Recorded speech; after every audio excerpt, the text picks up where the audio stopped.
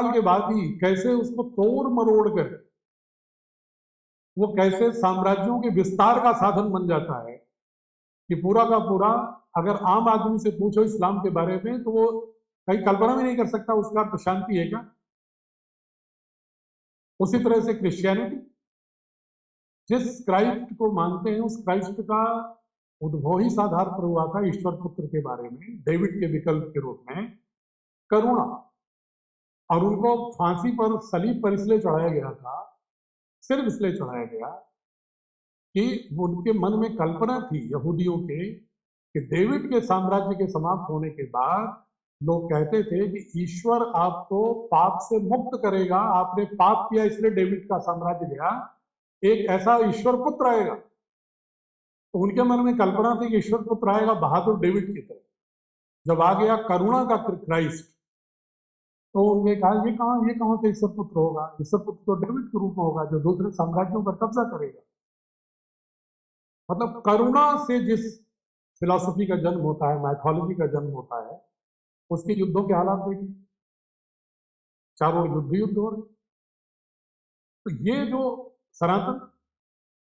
सनातन की दृष्टि में किसी भेदभाव के लिए कोई जगह ही नहीं, मनुष्य ही नहीं, अन्य जीवों, प्राणियों, प्रकृति के घटकों के साथ भी भेदभाव का कोई स्थान नहीं। ईशावास्यविदं सर्वं यत्किंच जगत्यां जगत् तेन तक्तेन वन्देता महाहृदय कस्य सिद्धनम् यस्तु सर्वाणि भूतानि आत्मनैव पश्यति सर्वभूतेश्चात्मानं ततो न विजुगुप्सते संगक्षुब्धं संवदब्धं सम्भो मनंस जानतां देवा भागं यथा पूर्वे समझाना उपास्ते। यहाँ पर इसमें भेदभाव का, यहाँ पे सबके साथ चलने की बात हो रही है, साथ बोलने की बात हो रही है, साथ संकल्प की बात हो रही है, साथ विचार की बात हो रही है। पृथ्वी को हम माँ मानते हैं कि माँ के जैसे पोषण हम माँ के गर्भ में करते हैं, वैसे प्रकृति के गर्भ में भी हमारा पोषण होता है। वो जो विल डुरांट कहता है और नए से भारत की दर्शन की ओर देखने के लिए, तो उस दर्शन की बात करता है जो भारत की मूल संस्कृति कहती है प्रकृति धर्मा तेन तक्तेन भुंजी था, कि प्रकृति से उतना ही ग्रहण करो जितना न्यूनतम जीने के लिए जरूरी। इस संस्कृति की बात करते हैं। मैं सब इसलिए एक्सप्लेन कर रहा हूं संक्षेप में थोड़े थोड़े, ये हमारी ज्ञान परंपरा वास्तव में क्या है। कभी कभी हम रिलीजियोसिटी को ज्ञान परंपरा मान लेते हैं, कर्मकांडों को, रिचुअल्स को, छोटी छोटी परंपराओं को, बिंबों को, प्रतीकों को, उसी को हम ज्ञान परंपरा के रूप में मानने लगते हैं। और जब उसको ज्ञान परंपरा के रूप में कोई भी फिलॉसफी मानने लगती है और अपने मूल दर्शन से हटती है तो जाहिर है कि आपस में कटुता आती है और मूल दर्शन भी मरता है और समाज में भी अंधविश्वास फैलता है, पिछड़ापन फैलता है। क्योंकि अगर आप किसी रिचुअल की जो महत्व है वो है उस दर्शन के संवहन का, वो दर्शन को जिंदा रखने के लिए, लोगों की बॉन्डिंग के लिए होता है। लेकिन अगर उसके मूल कारण को ना समझ के, मूल गर्भ दर्शन जो है उसको बिना समझे, अगर उसको आंख मूंद करके हम प्रतीकों पर उलझ जाते हैं तो प्रतीक हमेशा बांटने का काम करना शुरू कर देते हैं और हम ज्ञान परंपरा की सही परिभाषा करने में चूक जाते हैं। और अगर कोई समाज अपने ज्ञान परंपरा की सही परिभाषा नहीं कर पाता तो समाज ज्ञान के सृजन करने वाली पीढ़ी का जन्म नहीं कर सकता, और ज्ञान की सृजन करने वाली पीढ़ी नहीं होगी तो अपने समाज की रक्षा भी नहीं कर सकता, विकास भी नहीं कर सकता। क्योंकि पहला उद्देश्य जो मैं मानता हूं शिक्षा व्यवस्था का होना चाहिए कि वर्तमान में जो भी चुनौतियां हैं उनका सामना करने के लिए एक तर्क युक्ति प्रमाण के आधार पर अतीत की सारी ज्ञान परंपराओं की सातत्यता में, कंटिन्यूटी में अध्ययन करते हुए और आज की तारीख में, आज के समसामयिक परिस्थिति में किस तरह के विकल्प में कौन सा ज्ञान का आयाम होना चाहिए, उसका सृजन करने की क्षमता बच्चों में होगी, तभी वो समाज के लिए उत्पादक होंगे, समाज के लिए सहयोगी होंगे, समाज के लिए बहु उपयोगी होंगे। अन्यथा वो अनप्रोडक्टिव, डिसएंगेजिंग, अनकंट्रीब्यूटिंग सिटीजन के रूप में समाज के ऊपर बोझ होते हैं। अगर ये उद्देश्य है हमारी व्यवस्था का तो ज्ञान की परंपरा कोई एब्स्ट्रैक्ट नहीं आती, अचानक नहीं आती। आप देखिए अगर जापान को 1860 में उसने अपनी ज्ञान परंपरा के आधार पर शिक्षा व्यवस्था में परिवर्तन किया 1860। 1915 तक आते आते वर्ल्ड पावर हो जाता है। चाइना कम्युनिस्ट कंट्री होते हुए, आइडियोलॉजी होते हुए, जब 1978 में अपने कन्फ्यूशियस के दर्शन को अपनी शिक्षा व्यवस्था का अंश बनाता है, कन्फ्यूशियज्म, तो जाकर के चाइना में पुरुषार्थ करने का एक ऐसा वातावरण पैदा हो जाता है कि आज अमेरिका को भी आंखें तरे। और मिनरल्स के मामले में, जो एनर्जी क्राइसिस के मामले में, चाइना अगर रेयर अर्थ मिनरल का एक्सपोर्ट करना बंद कर दे, lithium, cobalt, zinc, uranium, thorium का, पैलेडियम का, तो दुनिया में कहीं भी इलेक्ट्रिक व्हीकल नहीं बन पाएगी, कहीं भी सोलर वोल्टेइक सेल नहीं बन पाएंगे, और कहीं भी किसी प्रकार की विंड टर्बाइन नहीं बन पाएगी। और 70% मिनरल्स पर कब्जा चाइना ने रिफाइनरी प्रोसेसिंग के माध्यम से कर दिया। हमारे पास 6% है रिजर्व, लेकिन एक भी शिक्षा व्यवस्था के माध्यम से हम ऐसा चिंतन नहीं पैदा कर पा रहे हैं बचपन से बच्चों के विचार में, एनर्जी क्राइसिस है, उसका विकल्प तलाशना हमारी अगली पीढ़ी के लिए, हमारे लिए सबसे बड़ी चुनौती है। क्लाइमेट चेंज बहुत बड़ी चुनौती है, इसलिए हमें अपने विजन को, डेवलपमेंट के मॉडल को नेचर फ्रेंडली, नेचर अलाइन बनाना होगा। जीवन की हर गतिविधि में आक्रामकता, युद्ध और आतंक समस्या है, इसके लिए हमें लोकतांत्रिक तरीके से जीने की अवधारणा विकसित करनी होगी। और चूंकि हमारी जो, जिस देश में आप पैदा हुए हैं, उस देश की पूरी जो ऐतिहासिक सांस्कृतिक यात्रा है, उसकी सही समझ विकसित होना जरूरी है। बंधु, अगर एक व्यक्ति को कोई बीमारी होती है तो डॉक्टर पूरा इसकी प्रोफाइल पूछता है, वे अपनी पूरी जरा हिस्ट्री बताइए, पेरेंट्स की हिस्ट्री बताइए, जेनेटिक हिस्ट्री बताइए। उसी तरह किसी समाज में अगर कोई आपदा आती है, कोई समस्या आती है, तो समाज की भी एक कल्चरल प्रोफाइल होती है, उसकी भी एक कल्चरल जीन्स होती है, और पूरे नॉलेज सिस्टम के क्रिएशन की एक पूरी पूल होती है। अगर उस कल्चरल जीन को समझे बगैर कोई अचानक कोई नॉलेज क्रिएटर नहीं हो जाता। अगर 17वीं 18वीं शताब्दी में डेकार्त के बाद एक लंबी श्रृंखला आती है दार्शनिकों की, और एक वैज्ञानिकों की श्रृंखला आती है अगर यूरोप में, तो आपको मालूम होगा कि डेकार्त ने किसको कुरेदा था अपने दर्शन के लिए? अरस्तु को। अरस्तु कितना पुराना था उससे? ग्रीक फिलॉसफी, उससे लगभग 1600 प्लस 3.5, लगभग 2000 साल पुराने अपने दार्शनिक को ढूंढता है। ये विकल्प जो हम देख रहे हैं, देखें हमारे पूर्वजों ने कभी कोई इस समय में सोचा है क्या कि तर्क के आधार पर, प्रमाण के आधार पर प्रकृति को समझने की जरूरत है, चमत्कार के आधार पर नहीं। फिर अरस्तु का आधार बना करके एक लंबी श्रृंखला रैशनलिज्म की, इम्प्रेसिज्म की, आइडियलिज्म की, हिस्टोरिसिज्म की, कम्युनिज्म की, ह्यूमनिज्म की शुरू होती है उनकी यात्रा, और आज पूरी दुनिया के वर्ल्ड व्यू को छाए हुए हैं जिनको मॉडर्न माना। आज पुनः जरूरत है कि उनका जो मॉडर्न वर्ल्ड व्यू है वो फेल हो रहा है, वो भी माना। आप जिस शिक्षा व्यवस्था को आप आदर्श मान रहे हैं, उसी शिक्षा व्यवस्था में अमेरिका ही थोड़ा आदर्श होगा। उस मॉडल का स्टूडेंट जाता है वेपन लेकर के, इंडिस्क्रिमिनेट फायरिंग करके 200-400 बच्चों को मार डालता है। ये क्या है? एग्रेशन। ये क्या है? एंजाइटी। ये क्या है? Mental ill health. न तो समग्र रूप से स्वस्थ है, न उसकी वैचारिक स्वायत्तता है, न उसकी लोकतांत्रिक सहभागिता की प्रवृत्ति है, न उसकी आर्थिक सहभागिता में सही दृष्टि है, न सांस्कृतिक समझ है, तो न तो उसकी मूल्यबोध ठीक है, न उसका स्वभाव ठीक है। वो टुकड़ों टुकड़ों में खंडित व्यक्तित्व के रूप में स्व को परिभाषित करता घूम रहा है। और हमारी संस्कृति भारत की क्या कहती थी? Define yourself with reference to the whole caste. You cannot define yourself in silos. अपने अस्तित्व की व्याख्या नितांत एकांतिक नहीं कर सकते। अगर अपने अस्तित्व की व्याख्या करनी है तो ब्रह्मांड के समस्त घटकों के साथ एकात्म भाव से करना होगा, और जब उस भाव से करेंगे तो पराये का भाव ही खत्म होगा और दूसरे के दोहन का भाव खत्म होगा। आप में मैत्री होगी, हार्मोनी होगी। ये दृष्टि के साथ भारत की ज्ञान परंपरा की सही स्थिति के साथ, भारत में आए हुए ज्ञान परंपरा के जो कुहासे हैं अंधविश्वास के, उनको साफ करते हुए भारत की सही ज्ञान परंपरा, सांस्कृतिक निधि की सही तस्वीर को कैसे हम अपने टेक्स्ट बुक में, सिलेबस में, पेडागॉजी में लाएं, वर्तमान एनसीएफ के ब्लूप्रिंट के अंदर लाएं। तो ये बोर्ड जो है इसको इक्विवेलेंस प्राप्त है सारे बोर्ड, सारे स्टेट बोर्ड से, सारे नेशनल बोर्ड। उसमें लिखा भी है कि it is equally valid as CBSE.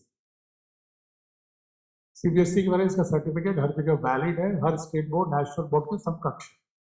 तो उसमें कुछ शर्तें भी, शर्तें ये है कि नेशनल कैरिकुलम फ्रेमवर्क को 100% पालन करना होगा भारतीय शिक्षा बोर्ड को, इसलिए कि जो उसमें कॉम्पिटेंसी डिसाइडेड है different different domain of knowledge की, उसमें किसी प्रकार की कोई कंट्राडिक्शन नहीं, चाहे साइंस टेक्नोलॉजी हो, चाहे मैथमेटिक्स कंप्यूटेशनल मैथमेटिक्स हो, चाहे सोशल साइंसेज हो, चाहे इंटरडिसिप्लिनरी हो, चाहे आर्ट हो, चाहे फिजिकल एजुकेशन हो, चाहे वोकेशनल एजुकेशन हो, चाहे लिंग्विस्टिक कॉम्पिटेंसी, सारे में उन्होंने कहा कॉम्पिटेंसी जो एनसीएफ द्वारा निर्धारित है वो होनी चाहिए। लेकिन उसी दक्षताओं में उसके उपयोग करने का जो विजन है वो कैसे भारत की उस शाश्वत संस्कृति के अनुरूप होनी चाहिए। बच्चे के अंदर भारत के प्रति गौरव हो, भारत का बोध हो, और दूसरे देशों दूसरे दर्शनों में से जो अच्छे भाव हों उनको भी युक्त युक्त विश्लेषण के आधार पर स्वीकार किया। मैं नहीं कह रहा हूं कि कोई अगर एआई जनरेटिव चाइना ने कर दिया तो वो कोई गुलामी है अगर हम उसको स्वीकारते हैं, नहीं। हमारे ऋग्वेद भी कहते हैं let the Nobel thoughts come from all direction आनो भद्रा कर्तव्यो यंतु विश्वतः। तो आप दूसरे नॉलेज सिस्टम को स्वीकारो, हर दर्शन के, हर भूखंड के, लेकिन उसको युक्त युक्त विचार करके कि आपके देश की जो एक परंपरा है, जो गर्व है, जो एक कल्चरल जीन्स है, जो ज्योग्राफिकल आपके कॉन्टेक्स्ट है, उसके संदर्भ में कितना उपयोगी है। गवाक्षों से, खिड़कियों से आने दो बाह्य ज्ञान परंपराओं को, आंधियों के रूप में मत स्वीकार करो कि तुम्हारे पूरे आसियाने को ही तोड़ दे, नष्ट कर दे। ये होती बुद्धिमत्ता पूर्वक विवेकपूर्ण ढंग से दूसरी ज्ञान परंपराओं को, आयातित को स्वीकार कर। और एक होता है कि आयातित को ऐसा स्वीकार किया कि अपना मूल ही गायब हो जाए। ये जो पूरी की पूरी जो मैकालियन शिक्षा है उसमें बहुत ही साजिशन ये सारे टेक्स्ट बुक में डिजाइन की है। अब बहुत सारे शोध हुए, अभी कोई 10 साल में नहीं शोध हुए, ये शोध 1960 के बाद से लगातार हिस्ट्री से लेके, पॉलिटिकल साइंस से लेके, अपने अतीत के जो नॉलेज सिस्टम है उसमें काम हुए हैं। हालांकि पूरे काम नहीं हुए हैं। अभी मैं पूरे देश में लगभग 2500 प्रोफेसर और 4000 पीजीटीज के साथ मैं संपर्क में रहता हूँ, अन्य अन्य विषयों में पैनल बना के डिस्कशन करता हूँ। तो मुझे भी एक डिसअपॉइंटमेंट होता है, निराशा होती है कि अभी भी हमारी ज्ञान परंपराएं इतनी अगाध, इतनी अपरिमित है कि उसमें ठीक से उसको इंटरप्रेट करना, व्याख्यायित करना, उसके गर्भ में जाना, उसको ठीक से भारत के सापेक्ष व्याख्यायित करने में अभी बहुत ही वर्षों लगेंगे। लेकिन कम से कम अगर उनके मन में, नए बच्चों की अगर हम रुचि पैदा कर देंगे, अपनी ज्ञान परंपरा के प्रति एक घृणा का भाव और हीन भावना से बाहर निकालेंगे, तो शायद वो उन ज्ञान परंपराओं को और अच्छे से तलाशने में सफल होंगे।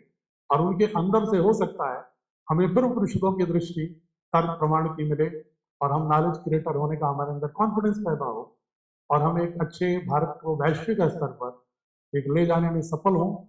अन्यथा जब तक ये नॉलेज सिस्टम को ठीक से परिभाषित नहीं करेंगे, हम उलझे रहेंगे गलत परिभाषाओं में, हम भ्रमित रहेंगे, लड़ते रहेंगे और अखंड भारत की परिकल्पना, आत्मनिर्भर राष्ट्र की परिकल्पना नहीं कर सकते। तो ये लीगैलिटी में आप हमारी वेबसाइट को अगर ब्राउज करेंगे, एक सबसे बड़ा एग्जाम्पल आपको मिलेगा जो हम कह रहे हैं कि ये भारत सरकार द्वारा गठित है कि नहीं।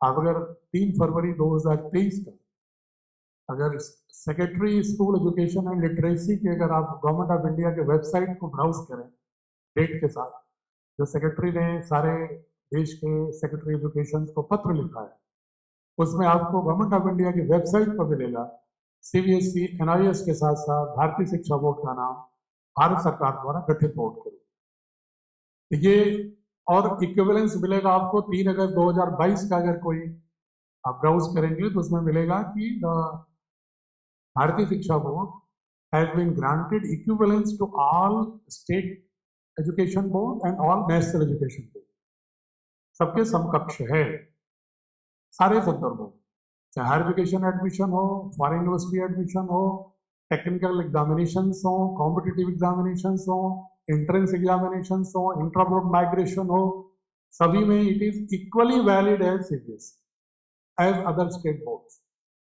इसमें जो नियम है हमने उसके मानक को डिटेल बताने में वक्त लगेगा, ब्राउज करिएगा। बाकी हमारे सुनील जी हैं या विनोद जी हैं, ये लोग आपको हेल्प करेंगे, या एक नंबर भी आपको दिए होंगे, उस पर आप नमस्ते भी करेंगे तो पूरा वेबसाइट खुल जाएगी हमारी। और उसके बाद भी अगर आपको कोई संकोच है, हरिद्वार बहुत दूर नहीं है, नोएडा बहुत दूर नहीं है, दोनों जगह कार्यालय हमारा, you can contact and get any detail about information about that. एक बहुत ही संक्षेप में ये है कि हमने कोशिश ये किया कि जो स्कूलों को कोई 5 स्टार होटल बनाने की जरूरत नहीं है, स्कूलों को इतनी भव्यता देने की जरूरत नहीं है कि बहुत लंबे लंबे फीस बच्चों को देनी पड़े। विद्यालयों को एक रीजनेबल इंफ्रास्ट्रक्चर के साथ, एक न्यूनतम आवश्यक, जो सुप्रीम कोर्ट की रूलिंग्स है, एक बच्चे को बैठने के लिए कितना कंफर्टेबल जगह चाहिए, हाइजीनिक जगह, कितने रूम्स की साइज क्या होनी चाहिए, कितने रूम होने चाहिए कितने सेक्शन के लिए, कितने बच्चों के लिए कमरे का क्षेत्रफल क्या होना चाहिए, कंप्यूटर लाइब्रेरी होनी चाहिए, कंप्यूटर लैब होना चाहिए, डिफरेंट लैब्स होनी चाहिए, जनरल लैब्स, और 11वीं 12वीं के लिए जो 3 डिफरेंट लैब्स हैं हम प्रिफर करेंगे, और मैथ्स लैब भी हो जाए, क्योंकि मैथमेटिक्स लैब भी हम बनवाना चाहते हैं ताकि बच्चे बचपन से ही मैथ्स को रुचि लें, इसको एब्स्ट्रैक्ट बोझ के रूप में ना समझें। साथ ही हमारी कोशिश ये भी है कि हमारी जो पुस्तकें हों वो मात्र विजन पर ही ना हो, बल्कि जो 9 से 12 तक हमारी साइंस की किताब जो पढ़े, फिजिक्स केमिस्ट्री मैथ्स बायो, उसको अगर जी नीट भी देना है तो उसका गेटवे उसको अपनी टेक्स्ट बुक से ही मिल जाए, उसको प्रवेश करने का सामर्थ्य उसमें हो जाए। भले ही वो कोचिंग का सहारा भी ले तो उसको छोटे मोटे सहारे ले, ऐसी स्थिति ना हो जाए कि 100 आउट ऑफ 100 बोर्ड एग्जामिनेशन में, फिजिक्स में 100 out of 100, 100 out of 100 chemistry, 100 out of 100 mathematics, और जब एग्जामिनेशन हो रहे हैं नीट के, जेई के, तो परसेंटाइल आ रहा है 49, 48। तो this has created very panic and anxiety amongst the students, and the board is gradually becoming redundant. धीरे धीरे खत्म हो रहे हैं, अस्तित्व ही खत्म हो रहे हैं, विद्यालय का अस्तित्व भी खत्म हो जाएंगे, बता रहा हूँ। अगर हमने बोर्ड के असेसमेंट को कॉम्पिटेटिव एग्जामिनेशन के असेसमेंट के साथ और अपने टेक्स्ट बुक के सिलेबस और कॉम्पिटेंसी को कॉम्पिटेटिव के कॉम्पिटेंसी के साथ, साथ ही साइंटिफिक रिसर्च की कॉम्पिटेंसी के साथ, डुअल पर्पस, अगर हमने उसको इंटीग्रेट नहीं किया, वीव नहीं किया, बुना नहीं, ये सारी की सारी जो शिक्षा व्यवस्था है माध्यमिक बोर्ड तक की, यही हो जाएगा कि डमी स्कूल हो जाएंगे। मैं दिल्ली में एक जगह हमारे मित्र से गया तो उनसे पूछा कि भाई बच्चे कहाँ पढ़ते हो? मित्र थे, बोले डमी स्कूल में पढ़ता हूँ उनका। तो मैंने पूछा कैसे, बहुत टेढ़े मेढ़े नाम लोग रखते हैं स्कूलों के ताकि लोग अट्रैक्ट होंगे, क्योंकि अगर भला नाम कोई रख लो तो लोग नहीं आते, सोचते हैं कोई जटिल नाम होगा तो बहुत बढ़िया स्कूल होगा। यहाँ तक कि कॉलोनियल माइंडसेट ऐसा है कि हम लोग कोलंबस और वास्को डिगामा के नाम के सभी स्कूल खोलते हैं इस देश में, और उसमें गौरव महसूस करते हैं कि हमारा बच्चा कहाँ पढ़ रहा है, तो कोलंबस पब्लिक स्कूल में पढ़ रहा है, कॉन्वेंट स्कूल में। वास्को डिगामा, हम पूछते हैं कौन तुम्हारे थे? तुम्हें कोई अपने ऋषि नहीं दिखते, कोई अपनी ज्ञान परंपरा नहीं दिखती, तुम्हारे अपने कोई शौर्यवान लोग जो भारत की स्वतंत्रता में आंदोलन में आदिवासियों से लेके पूरे भारत के लोग जो अपना योगदान किए, वो नहीं दिखाई पड़ते। तुम्हें अपने साहित्य के में रुचि रखने वाले सृजनकर्ता नहीं दिखाई पड़ते, तुम्हें अपने पूर्वज नहीं दिखाई पड़ते जो ज्ञान परंपरा विभिन्न आयामों में एक शिखर पर पूरे दुनिया में देश को ले गए थे। तुम्हें यही दिखते हैं क्या? मैं इनका अपमान नहीं करना चाहता, लेकिन अपना सम्मान करना सीखो, ये सिखाना चाहता हूं। किसी का अपमान नहीं करना, लेकिन अपना सम्मान तो करना सीखो। तो ये स्थिति जो हो रही है, हम अपने बोर्ड में, इसीलिए अगर आपको एक प्रॉम्प्ट दे रहा हूं, मेरे यहाँ जो साइंस की किताबें बना रहे हैं वो प्रोफेसर एस.सी. वर्मा को हमने कमान दी है, कॉन्सेप्ट ऑफ फिजिक्स। कोई भी IIT में ऐसा नहीं होगा जो कॉन्सेप्ट ऑफ फिजिक्स पढ़े बिना वो कोई IIT में सिलेक्शन पाया होगा। आप पता कर लीजिएगा, क्योंकि अगल बगल लोग हैं। और कम से कम उनके साथ 60 लोगों की टीम है जो निरंतर एक एक चैप्टर पर 20-20, 22 बार बैठक करके एक एक शब्द, एक एक वाक्य को देख करके तब किताब 6ठी, 7वीं, 8वीं, 9वीं की भी लिखी। आगे के लिए हमारा यही है कि हमारी साइंस और कॉम्पिटेंसी हमारी कॉन्सेप्चुअल बिल्डिंग हो, सिर्फ क्वेश्चन करके शॉर्ट टर्म आंसर करके कंपटीशन में निकल जाने पर जरूरत नहीं है। ऐसे आईआईटीएन बनाने की जरूरत क्या है? जो पुल बनाया, आईआईटी पढ़ के गए, बड़े विद्वान थे समाज के, और चौथे दिन पुल ठहरा है। ऐसी दृष्टि के लोगों को आईआईटी बना के करोगे क्या देश में? ऐसी दृष्टि के लोगों को चिकित्सक बना के नीट क्वालिफाई करा के क्या करोगे? जो आईसीयू में ब्रेन डेथ होने के बावजूद भी 10 दिन रोक करके आपसे लाखों रुपए फीस लेते हैं। ये बहुत ही पैरालिसिस हो गया है, वैल्यूज पैरालिसिस। ऐसे ब्यूरोक्रेट्स जो कलेक्टर, कमिश्नर, सेक्रेटरी होकर के कमीशन खा रहे हैं पॉलिसीज में, जैसे दक्ष लोगों को बना के करेंगे क्या? ऐसे लोगों की जरूरत नहीं है। इस देश को वैसे लोगों की जरूरत है जो कॉम्पिटेंसी तो पूरी 21st सेंचुरी से अलाइंड हो, नॉलेज क्रिएटर हो, ज्ञान सृजक हो, लेकिन उनकी दृष्टि है उसमें पूरा विश्व उनके मानस में, अपने वृत्त में सम्मिलित हो, जो पूरे संसार को सनातन की दृष्टि से अपना परिवार का अंग समझे। समानी मंत्र समिति समानी समानो मन सह चित्ते, वो दृष्टि होनी चाहिए। उसके लिए हमें पहले भारतीयों को अपने अनुसार ठीक करना होगा, फिर किसी और को हम प्रवचन दे सकते। मनताओ कहेंगे पहले भारत को देख लो, तुम्हारी दृष्टि तो यही दिख रही है मुझे, तुम्हारे दर्शन में कुछ भी होगा। तो उस दर्शन के अनुसार हमें माजना पड़ेगा बच्चों के विचार को, और विचार ही सब कुछ होता है। और छोटे बच्चे क्यों होते हैं? एक रिसर्च की बात करके अपने वाणी को विराम दूंगा। एक फिजिक्स की रिपोर्ट पढ़िएगा, बायोफिजिक्स, बायोलॉजी एंड फिजिक्स की ज्वाइंट रिसर्च। जो बच्चे को मानते हैं, हर हम आपको सबको मानते हैं, जबकि particle in the Cosmos in oscillating field, हम सभी ऊर्जा क्षेत्र हैं। उन्होंने उसको फ्रीक्वेंसी में डिसाइड किया कि 16 साल की उम्र तक अल्फा, थीटा, बीटा, गामा में होते हैं। फिर उन्होंने कहा लो फ्रीक्वेंसी हर बचपन में होते हैं बच्चे, तो जो इंफॉर्मेशन मिलती है हमारे सेल ही तो रिसीव करते हैं, रिसेप्टर।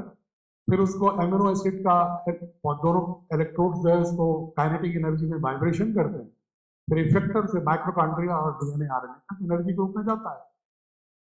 तो उनका कहना है कि जो इंफॉर्मेशन रिसीव करते हैं सेल्स, वो 1 सेकंड में गर्भ से लेकर के 16 साल की उम्र तक के बच्चों को कितना रिसीव करते हैं? क्या उम्मीद होगी आप लोगों?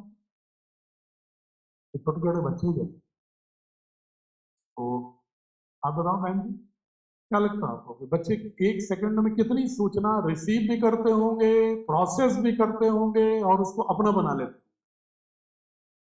क्या लगता है? हम लोग तो मानते हैं कि छोटे बच्चे हैं तो, और सब कुछ खुराफात करते रहते हैं उनके सामने। 7 हो गए, ठीक है, गेस कर रहे हैं, लेकिन गेस के पास पहुंच नहीं है। 1 सेकंड में 20 लाख। क्या सुना आपने? 20 लाख। इसमें 7-8 रिसर्चेज इंडिपेंडेंट हैं, अमेरिका, यूरोप, हर जगह जानी। 1 सेकंड में approximately 20 lakh information they receive, process and internalise as the integral part of their algorithm. और जब हम बड़े हो जाते हैं 16 साल के बाद, जो टेढ़े टेढ़े घूमते हैं, बड़े विद्वान हैं, हमारे ज्ञान का तो कोई पारावार ही नहीं है, कोई दूसरा कुछ भी बोल दे तो अहंकार खड़ा हो जाता है। वो 1 सेकंड में कितनी सूचना? ओनली 40। कितना? 40 मैक्सिमम। एक और छोटे बच्चे की देखिए इफिशियंसी फैक्ट्री की, न्यूरॉन की, और एक और बड़े लोगों की देखिए जो बड़े बुद्धिमान लोग कहलाते हैं। बच्चों पर काम करने की जरूरत है, मैं इस रिसर्च के माध्यम से कहना। इसीलिए ये भारतीय शिक्षा बोर्ड, इसलिए स्कूल एजुकेशन पर सारे इंटेलेक्चुअल्स के विधान के बाद तय हुआ कि स्कूल एजुकेशन को फर्स्ट प्रायोरिटी दी जाए, क्योंकि तो एल्गोरिथम वहीं से तय होता है। ये इसलिए टारगेट कर रहा है पूरा देश का जो भी मनीषा है, जो महर्षि दयानंद, स्वामी विवेकानंद, पंडित मदन मोहन मालवीय, महात्मा गांधी, इन सभी लोगों ने, मनीषियों ने बार बार उठाया था कि भारत में भारत की शिक्षा होनी चाहिए। भारत अरविंदो ने कहा कि ये कौन सी शिक्षा है भारत जिसमें भारत ही नहीं है, भारत का दर्शन नहीं है, भारत की ज्ञान संपदा नहीं है, भारत की प्राकृतिक संपदा नहीं है, भारत के महापुरुष नहीं है, भारत के तीर्थ स्थल नहीं है, भारत की कोई स्मृतियां नहीं है। ये कौन सा भारत, कौन सी भारतीय शिक्षा है? उसी को रिवाइवल प्रतिष्ठित करने के लिए बोर्ड का उद्भव हुआ है। अभी धीरे धीरे गति में है, अभी संपूर्णता में होना इसमें वक्त इसलिए लगेगा कि बहुत बड़ा विजन है, लेकिन कम से कम पिछले विजन से ऑर्गेनिक ट्रांसफॉर्मेशन, एक प्रस्थान बिंदु, और इसलिए हम टोटल नहीं कर रहे हैं, इसलिए कभी कॉम्पिटेटिव एग्जामिनेशन के साथ भी हमें तालमेल बैठाना है। धीरे धीरे धीरे धीरे धीरे धीरे दृष्टि तेजी से फैल रही है, पूरे देश से मांग जुट रही है, और 6 महीने के अंदर हमारे साथ 8 से 900 विद्यालय 15-16 प्रांतों के हमसे जुड़ गए, और तेजी के साथ और एप्लीकेशन आती जा रही हैं, वार्ताएं हो रही हैं। पूरे देश के गार्जियन कह रहे हैं कि 20वीं शताब्दी में बोर्ड आए होंगे, लेकिन 21वीं शताब्दी का ये पहला बोर्ड है जो एक विजन वाइज एक ऑर्गेनिक ट्रांसफॉर्मेशन के साथ खड़ा है, without compromising the 21st century competency, without compromising the competency, only embedding the vision which is important for the 21st century to shape the minds of the Bharatiya children to become, to be enabled for proposing meaningful solution to the contemporary challenge. समसामयिक समस्याओं के लिए सार्थक समाधान प्रस्तुत करने का सामर्थ्य